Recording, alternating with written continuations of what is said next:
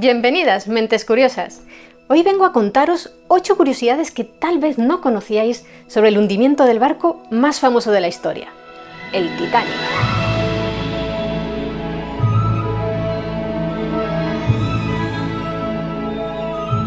10 de abril de 1912, muelles de Southampton, Inglaterra.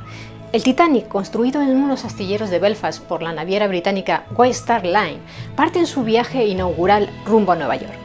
Las 2.223 personas que realizan la travesía del buque de pasajeros más grande y lujoso del mundo han pagado precios muy diferentes para comprar sus billetes, desde las 7 libras del pasaje para viajar en tercera clase, unos 900 euros actuales, a las 870 libras, unos 114.000 euros de hoy, para los mejores aposentos de primera. La prensa de la época apodó a este coloso el insumergible. Más de un siglo después, seguimos recordando que se equivocaron. A las 23:40 horas del 14 de abril, el Titanic impactó con un iceberg al sur de las costas de Terranova, en Canadá. A las 2:20 de la madrugada, el buque se hundió en las oscuras aguas del Atlántico Norte y acabó a una profundidad de casi 4 kilómetros. El coloso arrastró consigo a más de 1.200 personas, cuyos restos nunca llegaron a ser encontrados, y fueron recogidos otros 300 cuerpos sin vida. El barco llevaba suficientes botes salvavidas para 1.178 personas, pero sobrevivieron, como sabemos, solo 705, rescatados por un transatlántico menor, el Carpathia. De todos los pasajeros de primera clase, murieron un 38%, de los de segunda el 69%, y en la tercera clase, la de los más pobres, lo adivináis, ¿no?, sucumbieron el 75%. A continuación os cuento 8 curiosidades que puede que no conozcáis. Acerca de la orquesta del Titanic se ha escrito mucho gracias a que los supervivientes del naufragio confirmaron que habían estado tocando hasta el final, probablemente debido a la personalidad de su líder, el violinista Wallace Hartley, de 33 años, uno de los cuerpos sin vida que se recuperaron. Por cierto que, a pesar de ser considerados héroes, la agencia de talentos que los había contratado para actuar en el barco tuvo el poco tacto de enviar una carta a sus familias para cobrarles el coste por la pérdida de los uniformes. Se cree que la última canción que tocaron fue Near My God to Thee, cerca de ti, Señor, y no se trataba además de una sola orquesta, sino de 2 bandas independientes. Por un lado estaba el quinteto de Wallace, que tocaba en las cenas, en los conciertos posteriores, en los oficios eclesiásticos, y por otro un trío de violín, cello y piano que interpretaba sus partituras en la recepción del restaurante à la carte y del café parisien. Mucha gente no sabe que cuando Hartley unió las bandas en la noche del hundimiento, en realidad fue la primera ocasión en que los 8 músicos tocaron juntos. Por desgracia, también fue la última vez. Resulta muy interesante la historia de Morgan Robertson, un oficial estadounidense de la Marina mercante, novelista y, según él mismo defendía, inventor del periscopio.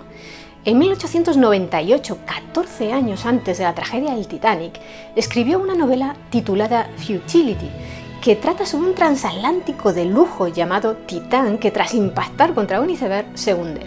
Las coincidencias entre el barco ficticio y el real son muy llamativas. En ambos casos, el número de botes salvavidas disponibles era insuficiente y el peso, la longitud y la capacidad del número de pasajeros también coinciden bastante.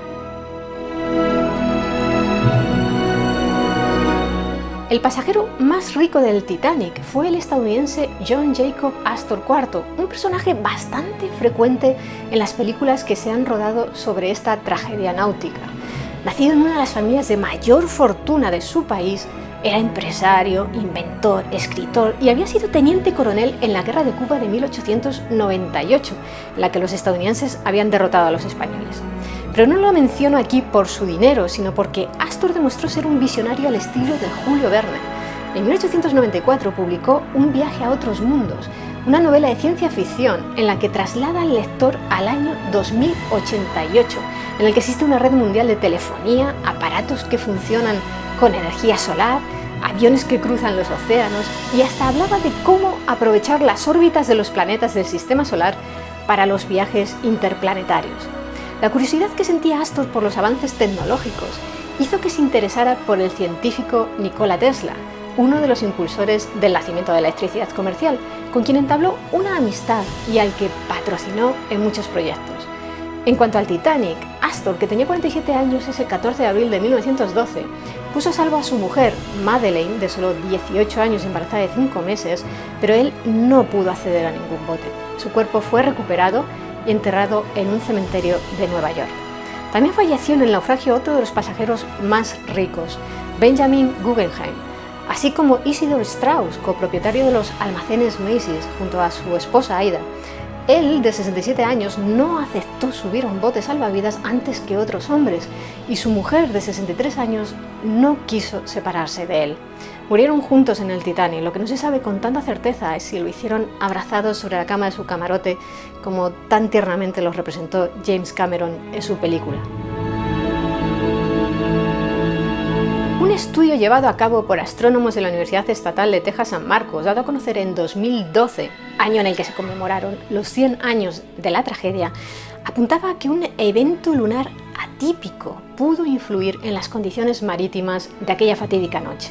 Según dicha investigación, 3 meses y medio antes de ese 14 de abril, la Luna, que se hallaba inusualmente cerca de la Tierra, lo más cerca que había estado en unos 1400 años, y el Sol se alinearon de tal manera que se incrementaron las fuerzas gravitacionales. Estas provocaron mareas inusualmente altas que enviaron a los icebergs hacia las corrientes oceánicas del sur, al encuentro del barco capitaneado por Edward Smith. ¿Conocéis la historia de Polar, el oso del Titanic? No es que llevaran un oso a bordo del transatlántico, pero quería contaros la historia que hay detrás de un libro titulado Polar, de Titanic Bear. En español, Polar, un osito en el Titanic. Fue escrito e ilustrado en 1913 por Daisy Speden, una de las pasajeras del buque británico. Esta heredera estadounidense, su marido, su hijo, una sirvienta y la niñera sobrevivieron al hundimiento. El libro lo escribió Daisy como regalo de Navidad para su hijo, y en él se narra el viaje por Europa que había realizado la familia, la tragedia del Titanic y el rescate desde el punto de vista del oso de peluche del niño. El destino fue muy cruel con la familia Speden, ya que un par de años después, en 1915, el pequeño Douglas, que entonces tenía 9 años, falleció atropellado. El libro no vio la luz hasta 1994, después de que un pariente de la familia lo encontrara entre las pertenencias de Daisy, metido en un baúl. Lo publicó la editorial Madison Press. 10 españoles viajaban en el transatlántico y sobrevivieron la mayoría, 7. Una de ellas fue la costurera Fermina Oliva, de 39 años y natural de Cuenca, que se alojaba en primera clase como doncella de Josefa Pérez de Soto, quien se encontraba de luna de miel con su esposo, Víctor Peñasco, ambos de Madrid. Llevaban 17 meses de luna de miel viajando por toda Europa. Ambos tenían una gran fortuna, de hecho, eran los únicos españoles que viajaban en primera. Por una cuestión de clases, cuando se produjo el choque con el iceberg, Fermina, la doncella, estuvo a punto de que no le permitieran subir al bote en el que iba Josefa, el número 8, pero se puso a gritar desesperada y consiguió su objetivo. Me echaron como un saco de paja desde más de 1 metro de altura cuando ya la barca bajaba. ¡Qué horrible fue!, contó ella misma en una entrevista que concedió al diario ABC en 1959. Por desgracia, no se salvó Víctor Peñasco, que tenía 24 años. Al parecer, según se cuenta, había una mujer procedente de tercera clase con un bebé en brazos y le cedió el puesto. En la despedida le dijo a su mujer: «Pepita, que seas muy feliz». Josefa, de hecho, volvió a casarse en 1918 y Fermina regresó a su vida de costurera en su domicilio de Madrid, que después convirtió en una pensión. Falleció a los 96 años, en 1969. Por cierto, por si os lo preguntáis, la última superviviente del Titanic viva, la inglesa Milvina Dean, falleció en 2009 con 97 años. Cuando sucedió la tragedia era la más joven del transatlántico. Al embarcar tenía solo 2 meses y unos días de vida. También los españoles tuvimos nuestra particular tragedia náutica a principios del siglo XX. El transatlántico Príncipe de Asturias, que había partido desde Barcelona y se dirigía a Buenos Aires, se hundió en aguas del Atlántico cerca de la costa de Brasil el 5 de marzo de 1916. Perdieron la vida, según diversas fuentes, 445 personas de las casi 600 que viajaban en él. Apenas transcurrieron 5 o 10 minutos entre su colisión con los afilados arrecifes de Punta Pirabura, que hizo estallar las calderas, y su hundimiento. También en el Príncipe de Asturias convivían compartimentos de tercera clase con camarotes de lujo. Los cazatesoros han tratado los restos bastante mal, no se conserva la estructura del buque porque ha sido volada con dinamita en varias ocasiones con el objetivo de localizar el oro que supuestamente viajaba en el Príncipe de Asturias para financiar la Revolución de Zapata en México. Si os interesa el tema, hay una novela sobre este capítulo de nuestra historia. Se titula Naufragio y es del periodista Francisco García Nobel.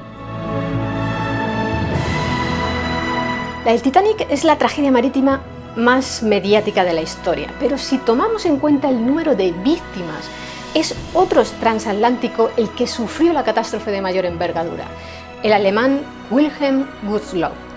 Ocurrió a finales de la Segunda Guerra Mundial, el 30 de enero de 1945. El barco había partido de un puerto polaco con 8.000 refugiados germanos a bordo. Intentaban huir del Ejército Rojo. Un día más tarde recibió el ataque de un submarino soviético S-13, que lo alcanzó con un torpedo.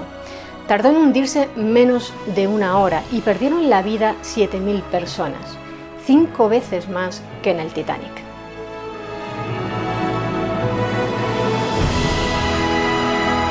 ¿Y vosotros, conocéis alguna otra curiosidad sobre el Titanic? Me gustaría que nos lo dijerais abajo en los comentarios. Y si queréis conocer más historias interesantes, suscribíos a mi canal. Muchas gracias por estar ahí y nos vemos en el siguiente vídeo Mentes Curiosas.